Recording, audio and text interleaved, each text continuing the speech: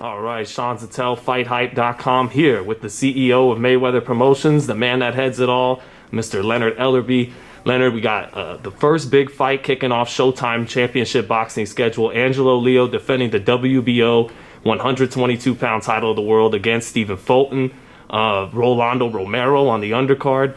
But first with your kid Angelo Leo starting it off. Do you feel like got the best fighter since Johnny Tapia out of New Mexico? There's no doubt. Obviously, with all due respect to Tapia, I mean he was a legend in the sport.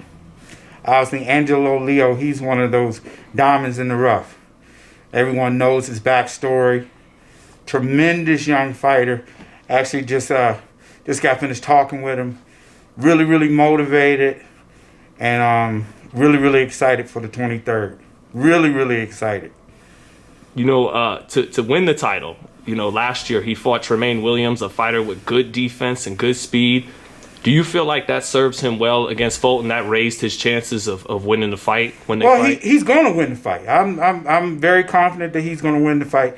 What it did is just shake off a little bit of the rust. It kept him busy, kept him active. He faced a very, very good fighter when he fought. And again, obviously, Fulton is a tremendous fighter. None but respect for him. But this is going to be a very, very exciting fight. Guaranteed. Very, very exciting. Fulton thinks he's the best 22-pound ever in the history of the sport.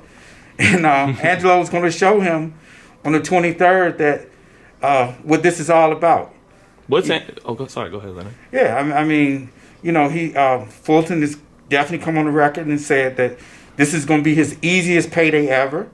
So, hey, he's got to get it. He's got to get in there and fight.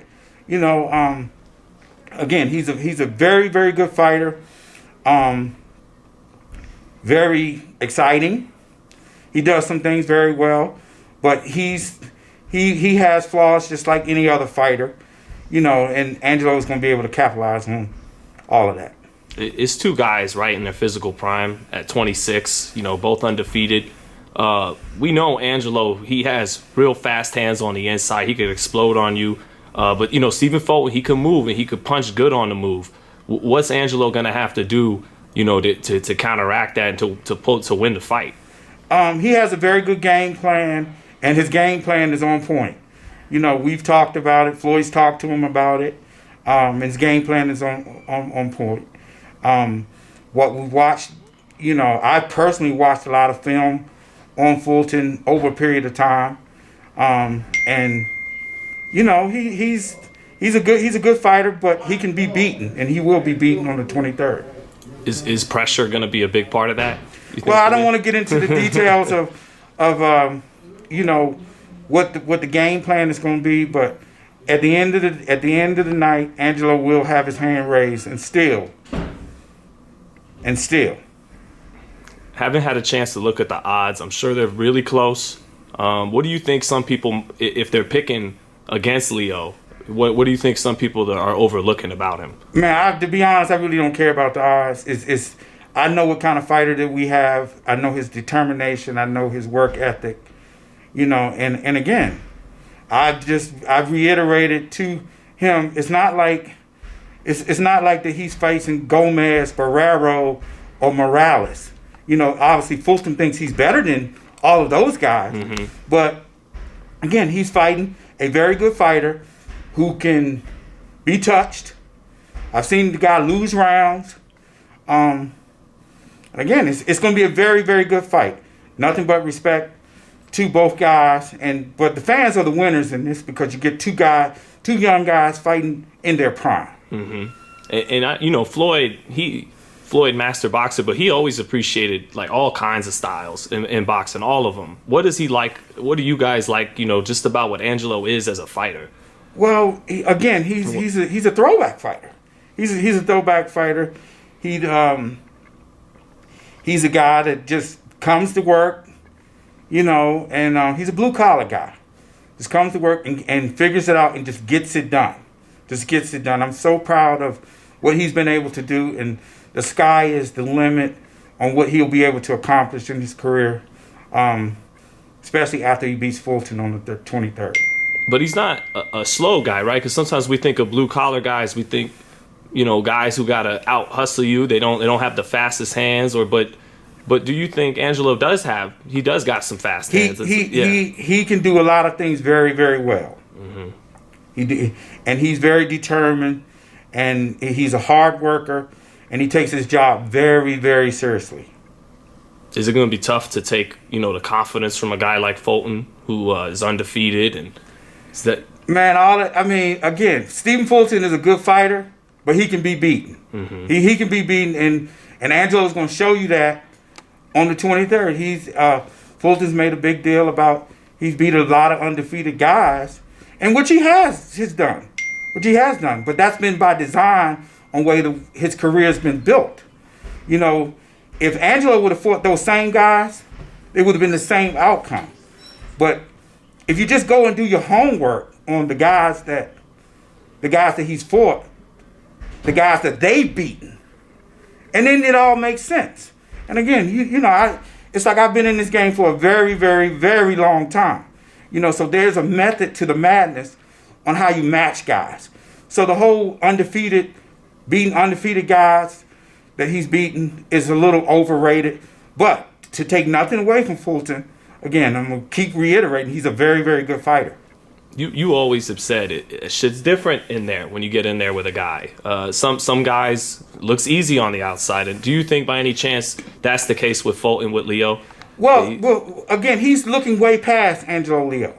To say that this guy's going to be your easiest payday ever, that tell you everything you need to know. So he's got to show Angelo what he's actually saying. Do you think Angelo has like an opposite mindset? He's prepared he's expecting the toughest fight as opposed to it being his easiest payday. Well, Angelo looks at him as a very good fighter. You're not going to say he's his toughest fighter until he gets in there and see what it is. But again, unless we get ready to see a different guy, I've seen everything I need to see. His dad's seen everything he needs to see. He's seen everything he needs to see. Floyd's everything. And Stephen Fulton's a very talented young fighter. Very talented young fighter. You taking Leo by stoppage? Angelo Leo will have his hand raised at the end of the night, by any means necessary. And then to jump the card is, the return of Rolando Romero, fighting Justin Paldo. Any reason why we didn't see that return fight with Jackson Moreno? Well, I don't want to get into the details but obviously they went in a different direction. And, you can't sit around and cry over spilled milk. That was the objective, is to go back and redo it again, since there was a lot of quote-unquote controversy behind the first fight. But, you got to move on. Can't just sit around and, we're trying to keep our guys busy under these very, very trying circumstances. So it is what it is. Did you feel that fight with Moreno could have went either way, or that one guy clearly won the fight either way or the other, or how'd you see it, Leonard? Well, it was, in my opinion, it was a close fight. It was a very close fight. Do you think that fight did it? Because, with a big puncher like Rolly not able to get him out of there and had a tough fight on his hands for 12 rounds, does that do anything to his confidence? Will he need this fight to get that confidence back? Or what do you see from Rolly, heading into this fight? What do you expect? Well, one of Rolly's greatest strengths is his confidence. And Rolly is fine. He's very excited to get back in there. He's been fine-tuning some things. He knows that he wasn't at his best that night. It was some, again, I don't want to make no excuses. There were some things that were going on, and he obviously could have fought better. And you'll see a better version of Rolly on the 23rd. Has he had a chance since the fight to get in this gym at all with Floyd and receive some things that he could work on to get better? Yes, he has. Okay. And what do you expect in that fight against Justin Paldo? I expect Rolly to go in there and take care of his business. And, the division's so hot right now. Did you get a chance to see Mike Tyson with Ryan Garcia and Gervonta? Actually, I did. I just watched it this morning. It was just good stuff. Again, there's a tremendous buzz about both guys are attractions, big time attractions in the sport. Ryan gets a lot of flack because there's a lot of jealousy. He's a good young fighter, and he took care of his business. And congrats to him. Both of those guys, Tank and Ryan, are going saying, it's next. We're going to do it next. It's going to happen next. I know you're the man that really has a big final say in that. Is that fight going to be next, Leonard? Well, again, the best way to not get a fight done is to talk about it. See, the difference between Mayweather Promotions, how we operate, unlike a lot of other promoters, they talk about this, the stuff to the fans and to the media. We just do what we need to do and make things happen. So when the right time to announce Tank's next fight, we'll do that. Do you feel like that they're both big enough stars that it makes sense to make it happen now with Ryan and Tank? It's an excellent fight, and actually, in my opinion, it's the biggest fight in boxing. Wow. Period. It's the biggest fight in boxing. I know a lot of people will disagree with me on that, but that's my opinion. Do you think what they were doing with Tyson, that's good stuff to help build up a fight like that? Anything that you can do to promote yourself and something that you're interested in doing, that's a great thing. Again, props to Ryan and his dad and his team. They've done a tremendous job with thinking outside the box. That's one of the things that me personally I'm impressed with him, because see, boxing is such a small niche of fans. And what happens is one of the main reasons why Floyd has been able to be successful, because we did a lot of grassroots stuff. Everything we did, we thought outside the box. Everything we did, we thought outside the box. Whether it would be handing out flyers, driving 2,000 and 3,000 miles to go to different places, getting out there, shaking hands with the fans, just doing things a little differently. Oftentimes what happens, what you see in the sport today, and they wonder why that the sport isn't able to grow. And well, I take that back. Why there aren't as many stars, because all these fighters can fight. All these fighters can fight. You got a lot of good fighters in the sport. Lots of good fighters. And especially the elite guys. Everybody can fight. So what makes you any different from this other guy? And that's why I can appreciate guys like Tank and Ryan. They continually think outside the box. They both are big time attractions. They both have fan bases. And that's good. It's great for the sport. And I'm not knocking any other fighter out there saying that they have to do that or whatever. But we're going to do what's best for our guys. We're going to always try to put our guys in the best situation to be successful. And it's a different philosophy from a lot of other promoters and how they run their business and handle their business. All right, because, Ryan will get the flack for the Jake Paul stuff, and it's like, man, but it's getting numbers. It's getting him attention. Ryan, keep doing what you're doing. Right. Keep doing what you're doing. Keep doing what you're doing. Right now, he's a bigger attraction than all the other fighters that are out there around his weight class, with the exception of obviously Tank. I totally hear you, Leonard. Can't get ahead of yourself, but I gotta bite into the thought of that fight for just a minute. Ryan's tall, he's fast, got some height on Tank, but Tank's slick and powerful. And how would that fight? Just to think about it for a second, what are your thoughts on that fight? It's got to end in a knockout. I really, I really haven't put any thought into that. Again, it's like I don't want. Well, the fans are. Yeah, again, I don't want. The best way to not make a fight is to talk about it. There's nothing to talk about. But I also seen you tweet with Kevin Iole, saying a few things among well, why can't Teofimo Lopez fight Devin Haney if that's the case? If you got to fight, with all due respect to Kevin.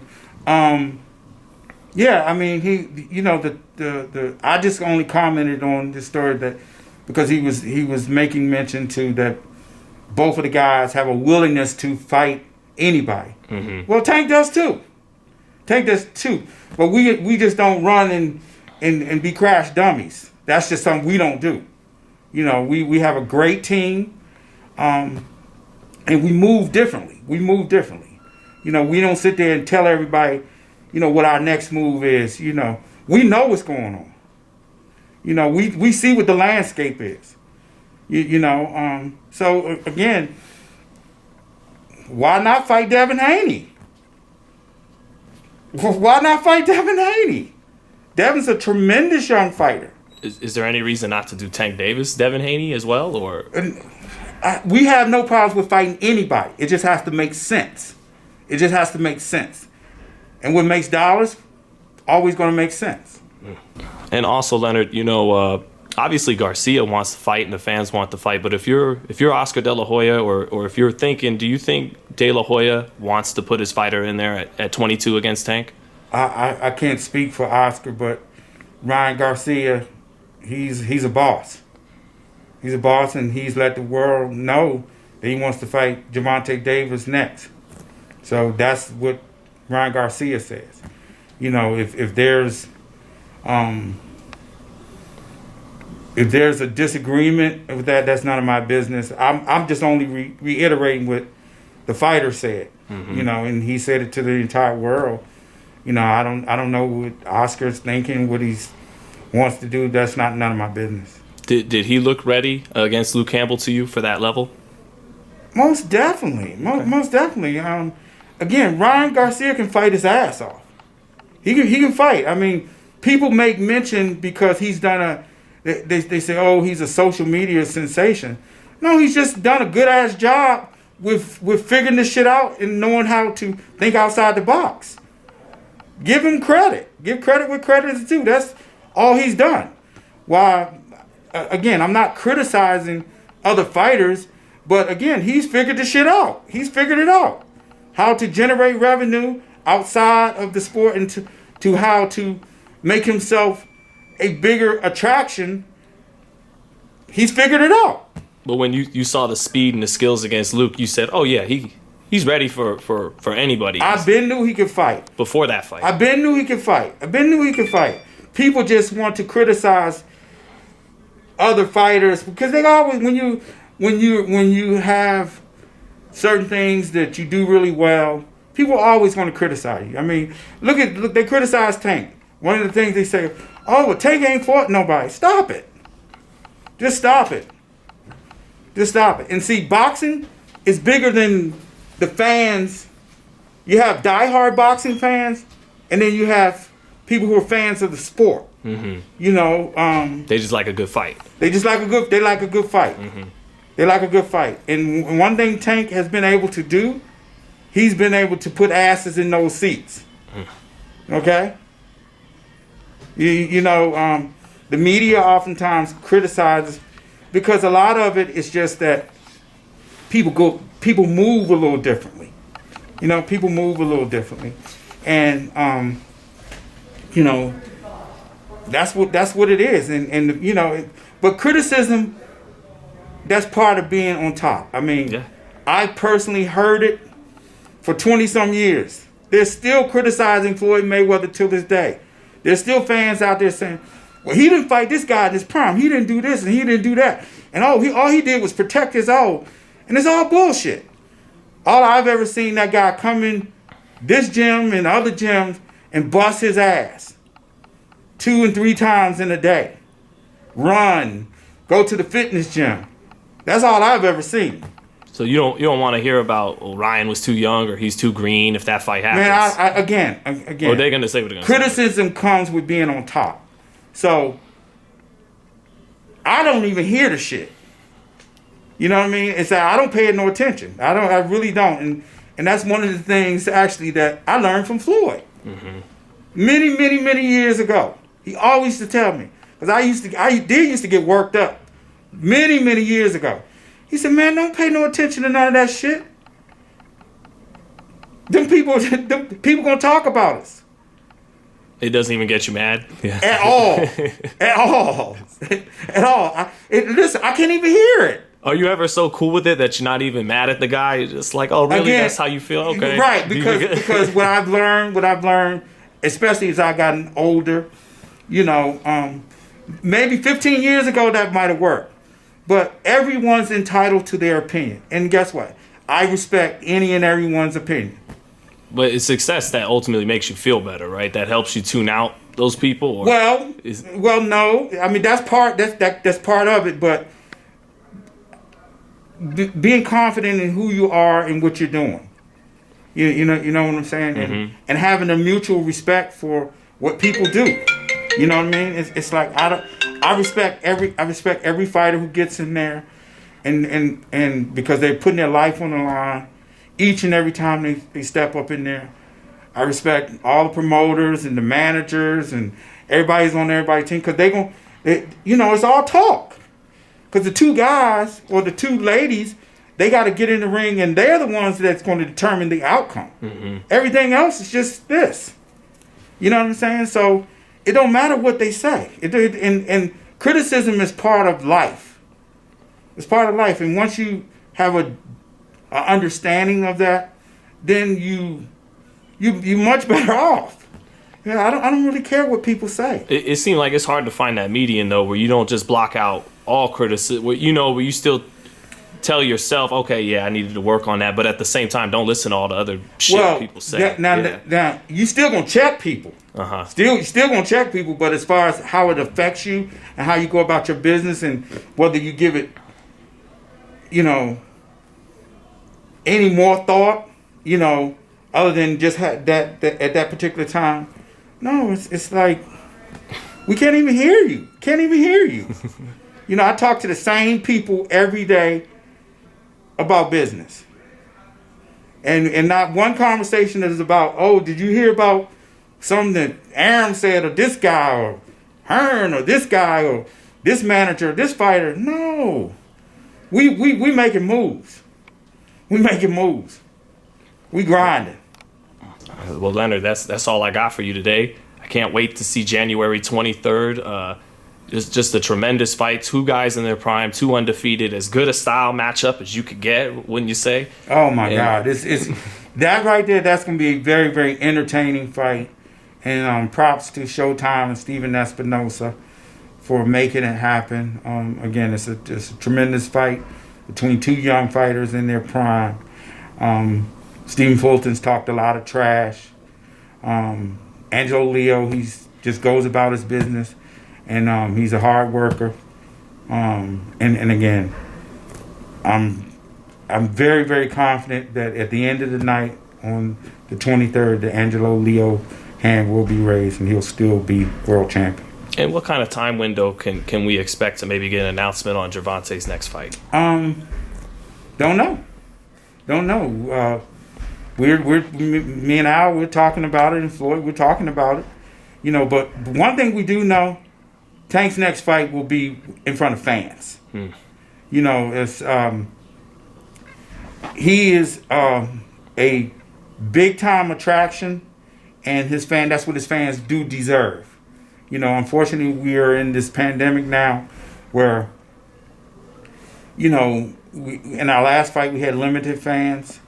They still came out to support, but Tank's fights are events. So it takes away from that. Yes, you're able to give the fans, something, and during this pandemic, and obviously keeping the fighters busy. But in this particular case, to be able to maximize every bit of revenue in Tank's case, he's got to fight in front of his fans. Mm-hmm. And he's proven that anywhere he goes that he's a major attraction. Well, you made it a point to say, despite all the great performances lately, he's the top attraction in the lightweight division. And junior lightweight, both divisions. I mean, the numbers don't lie. Men and women can lie, but the numbers don't lie. Could you rank Tank being one? No, I don't want to get. Ryan Garcia is definitely number 2. So you got 1 and 2 right there. I don't want to get into all of the guys. Haney can fight his ass off. Lopez can fight his ass off, and you have a number of other guys who are right there that can fight too. You know, it's been a lot of noise made it about those 4 guys, but there's a lot of guys around 30 and 35. And oh, by the way, Tank's only had 1 fight at 35. Let's not forget that. So when it comes to 35, Tank's going to decide we're going to make the biggest fights possible that we can at 35. But Tank's a 30-pounder. You think we get one of them? All of them are big, but well, no, forget. We can't. But do you think it still goes along with 3 fights this year? I know you guys talked about that after Halloween. Maybe. Well, again, we right now we're in the position that the world is that we still are in the middle of this pandemic. And to be able to maximize the revenue as it relates to Gervonta Davis, that's what we have to do. Well, I want to leave on Tank with this. What chance would you give it that in 2021 he fights one of those other of the big 4 that everyone keeps talking about? Do you think it happens, whether it be Ryan, Tank, or 1,000%? Ooh, 1,000%. 1,000%. Tank's we're going to make the biggest fights possible that we can for Tank and for the fans. The biggest fights possible. And we're going to determine what that is. Delighted to hear that. Thank you, Leonard. No problem. Again, Tank is willing to fight any and everybody that where it makes sense. We're gonna make the biggest fights possible. The biggest fights possible. Can't wait.